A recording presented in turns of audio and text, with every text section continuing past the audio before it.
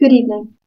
The Convention on the Prevention and Punishment of Genocide is one of the most important pieces of international law passed in the 20th century. The Convention first defines exactly what constitutes genocide. And Article 2 states that genocide is any of the following 5 acts committed with intent to destroy, in whole or in part, a national, ethnical, racial or religious group. Firstly, killing members of the group.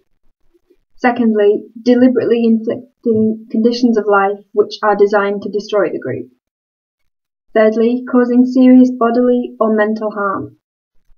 Fourthly, imposing measures intended to prevent births within the group. So, for example, we know the Nazis used forced sterilization on some groups of society. And finally, forcibly transferring children of the group to another group. When it was signed, the convention was originally intended to include persecution of political groups, but the then Soviet Union opposed this, which is unsurprising given that we know that Stalin in particular executed a number of members of political opposition groups. The convention was first enforced in 1998 following the Rwandan genocide. So Jean Kobanda was the first government head to be convicted of genocide. The Convention on the Prevention and Punishment of Genocide is a direct result of the Nuremberg trials, which took place between November 1945 and September 1946. The International Military Tribunal put 23 leading Nazis on trial. In 1940, France and Britain began to discuss the possibility of holding Nazis legally accountable for what they then considered to be war crimes. In 1943, Stalin suggested the somewhat radical solution of executing 50 to 100,000 German staff officers. And in 1945, the Allies agreed on the slightly more conservative solution of holding a legal trial. Nuremberg was chosen as the location of the trial for 2 reasons. Firstly, because, for practical reasons, the courtroom was big enough and had been undamaged in the war and had a prison complex on site. And secondly, for symbolic reasons. Nuremberg is an extremely important city for the Nazis. It's where many of their propaganda rallies were held, and also where the Nuremberg laws of 1935 were passed, which restricted the rights of Jewish people within German society. The United Kingdom, France, Russia and the United States each provided 1 judge and 1 alternative judge, as well as a prosecutor for the trial, whilst the defence lawyers were primarily German. The prosecution brought indictments against the 23 individuals on trial, as well as against 7 organisations: the SS, the SD, the SA, the Gestapo, the Nazi leadership, the Reich Cabinet, and finally the General Staff and High Command.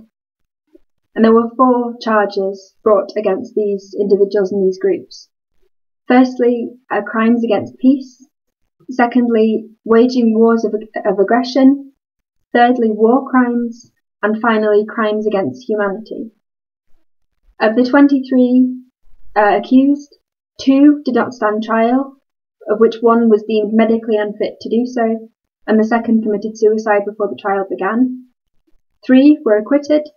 6 were imprisoned for varying terms from 10 years to life without parole in the case of Rudolf Hess, and 12 were sentenced to death by hanging. Of the 12 sentenced to death by hanging, 10 hanged on the 16th of October 1946. Now, only 10 out of 12 because Martin Bormann, who had been Hitler's private secretary, was convicted in absentia and was later found to have committed suicide before the end of the war, whilst Hermann Goering, who was the highest-ranking Nazi on trial, committed suicide the night before the execution. Photographs of the execution and of the men after their deaths were published in international press. And the events surrounding the Nuremberg trials are really unprecedented. It was the first time in history that the entire leadership of a nation had been held legally accountable for their actions. As well as the Convention for Genocide, the Nuremberg trials directly resulted in the Universal Declaration of Human Rights in 1948, in the 1949 Geneva Convention, which defines the laws and customs of war, and the 1950 Nuremberg Principles, which define exactly what constitutes a war crime. The Nuremberg trials are an extremely important event in the history of the 20th century, and the conventions and laws passed as a direct result will hopefully help to prevent such events as we experienced during the Nazi period from ever happening again. Thank you.